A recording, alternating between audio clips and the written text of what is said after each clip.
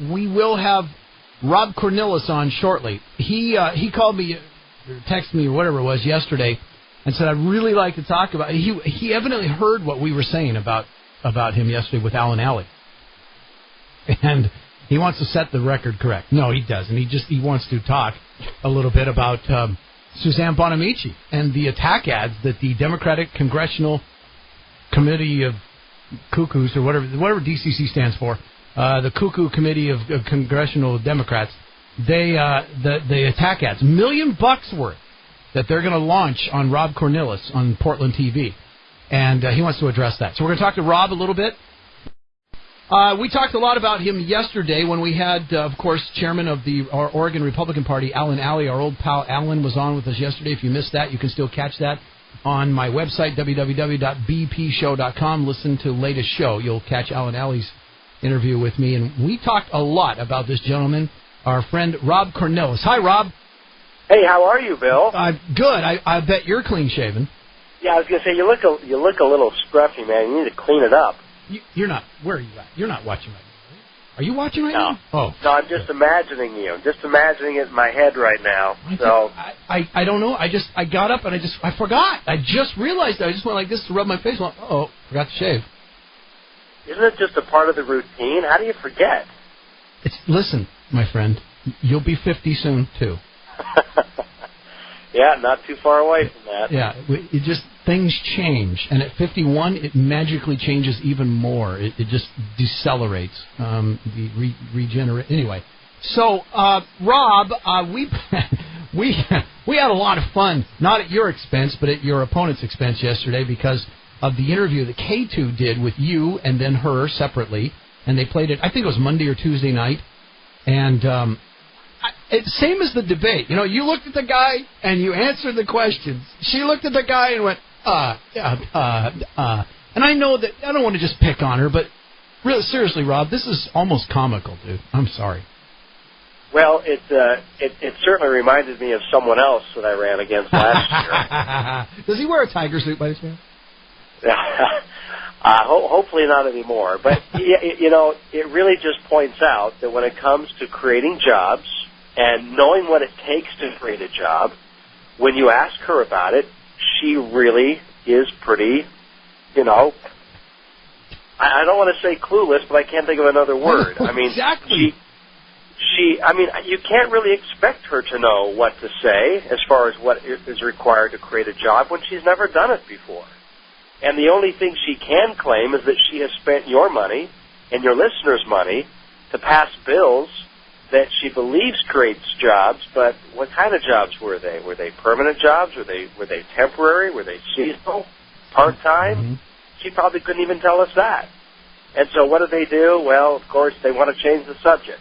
And the best way to do that is to throw a bunch of negative ads on television and say a bunch of things to the media and try to discredit the only guy in this race who's actually created jobs out of his back pocket, 60 at that, and knows what it takes to really give others in this region and this district the chance to do the same. You know, I've been warning people since the story came out last week, I think it was, that the DCCCCCCCC is going to spend $1 million, okay? Yeah. Which we know there's no way they would spend $1 million if they thought this was going to be a cakewalk. Well, absolutely. We understand that they had a poll. They took a poll about, 2 weeks ago or so.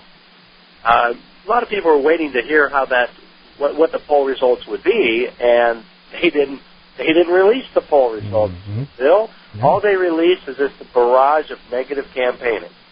So I guess I should feel good about that. Yeah. And I do. And our supporters are they're rallying around it because they know we have a real chance here to take this seat back. It's demonstrated by the fear that they're showing and the nervousness. I mean, they're throwing everything at me right now, and it's not just ads. It's people. They've got surrogates all over the place. They've got people following me with cameras. Multiple people following me with cameras in just about every place you can imagine. And even today, I was talking to a very prominent business leader in our state earlier today. Mm-hmm. And he's getting wise to this as well. He said to me, Rob, is it true that your opponent's husband was David Wu's attorney? And I said, yeah, that's true. And, people are starting to recognize I'm fighting the establishment. Yeah. I'm fighting this Bonamici-Simon machine that wants to be elevated to be the most elite political couple in Oregon. And they don't like the fact that I'm getting in their way. And they don't like the fact that some outsider, some small business owner from Tualatin, is actually perhaps preventing that ambition. Yeah. And so they're going to do everything they can to discredit me, assassinate my character. They're even harassing my employees at my work. Right. You know? Right. Yeah. Tell us about that. We talked a little bit about it the other day. Give us the rundown on that. What have they been doing? Well, it's almost comical how easy it is to track their activities. I mean, you think these people would be pros, but we've got evidence that the DCCC, which are the political operatives in Washington for the Democrat Party, as well as my opponent's own consultants from Portland, are calling my office, my corporate office at GameFace, and getting on the phone with my employees, not identifying who they are, and they're just trying to dig, just trying to learn anything they can about GameFace, about me, about what we do, that they can somehow twist, feed it to the media, distort it, and try to get a hit out of it. All right, when I read that cycle. When I read that story, Rob, my question was, I don't know if you can share this or not, but like, what kind of a question would a person that was doing that? What would they ask of an employee? Like, I can't picture what they would ask that would not be a tip off of what was going on. Well, I think they're asking everything from where we're located, how many employees we've got, what we do, name some clients. Okay. And then some other questions that, frankly, I don't want to share over the air. Okay, sure. Because I don't want to. The fact is, the bottom line is that my employees at GameFace are not a part of this campaign. They should not be. They should not be harmed because I'm running for Congress. And how offensive is it that they're stooping so low now, the opposition, because they're trying to change the subject, and because they know that our campaign has momentum and real traction, that they will call a private business and take those employees away from their business, away from servicing our own clients and customers. And you know what that can do in a small business. Anyone who's listening who works in a 5-person office, a 10-person office, if something unusual happens in the course of the day, it can take people off their task for an hour, or 2, or 5, or 8. Oh, yeah. Absolutely. And that kills productivity. Yeah. And that's exactly what they're trying to do. They're trying to get my own business off its game. And it's a disgusting tactic. I think voters, as they learn about it, they're recognizing this is just more of the same garbage that we've had for too long. It's time that we do not reward that kind of activity by putting the outsider in this seat once and for all. I think what you've touched on about the depth of, to me, I'm not going to use the word corruption. That's not the right word. The depth of the collaboration, shall we say, with Suzanne Bonamici and the connections to David Wu and all of that. I think it goes even deeper than that. I think we're talking even. I'm trying to piece this together myself right now, as a matter of fact. And so I'm not declaring this. I'm just throwing this out there. And you don't have to even comment. But I think there's a lot of stuff that goes back to the big boss of the Democratic Party in Oregon, and that would be Neil Goldschmidt. And anything that comes from Neil Goldschmidt is not good. Well, you're right. I'm not going to comment on that. But I will say this. More recently, we know that Suzanne Bonamici actually called David Wu's primary opponent a year and a half ago. This is in the Oregonian. She's never denied it. And tried to discourage him from running against David Wu. Now, why would she do that? Why would she do that? Is it because she's related to David Wu's attorney? Is it because she's married to David Wu's attorney?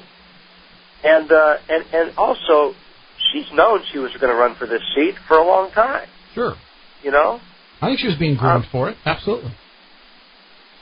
I think she's been groomed for it for years. Yeah. And by the way, I just want to make sure when I talk about the fact that she contacted that primary opponent. To be specific, she contacted his wife, not the candidates directly. And she basically said, this is not a good idea for him to be running. So obviously she's an apologist for Wu. She supported him. She even wrote him a check, at the end of the last year's election. But no one ever knew at that time, perhaps, at least not the voting public, that her own husband was representing the congressman all during his problems. It's just, and I've said before, this election is not about David Wu. It's not. No. But it's about the judgment and the motivation and, frankly, the political ambition of my opponent and me, for that matter. So this is something that I hope that that we can stay focused on the issues. Yeah. And that's what I've been doing. That's what my ads are doing. Yep. You don't see any attack ads for me. You don't see any negative ads for me. Yep. But when they want to change the subject by harassing my employees, following me with cameras on into churches, and doing those types of things, I think that's beyond the pale. Well, and then you have to address that when it comes up. Yeah. You have to go there. I mean, I know you don't want to, and what you said. We played your ad here, your TV ad, the first one that came out. It's a positive ad. I loved seeing Allison there and the boys. I mean, it was great. That's the kind of stuff that people want to see. They don't want to see bam, bam, bam. People are getting tired of that. And I just pray every day that the people of the 1st District will come to their senses, for crying out loud, and just wake up, because I don't know what's going on up there. Yeah, I mean, I hear this a lot, Bill, that they'll ask me, hey, when do you think these negative ads will stop? And I say, when we stop rewarding them. Yeah. By electing the people that are creating them and using them. Yeah. And, if people are really serious that they don't like the negative campaigning, then they need to send a message. They need to send a message and say, you know what, people who are engaging that right now, parties who are financing these ads to the tune of $1 million, they shouldn't be rewarded for this. No. And I would also add, I don't know how many, the political makeup of your audience, Bill. I presume you've got a lot of Republicans listening and conservatives, but if there are any Democrats out there, any independents who are listening right now, I'd like to just send them just a quick challenge. You bet. They are often asking me, as are even people in my own party, if we elect you, will you go back and work with people to actually get something done that's positive for our country? And the answer has always been yes. That's why I'm running. I make that pledge to people. At the same time, my challenge to them is, will you, at the same time you're asking me to work with people back in Washington, will you start looking at how you can work with people here in Oregon that may not share your party affiliation? Will you even look at perhaps supporting a candidate that, in your mind, has the wrong letter next to their name, but actually, as you look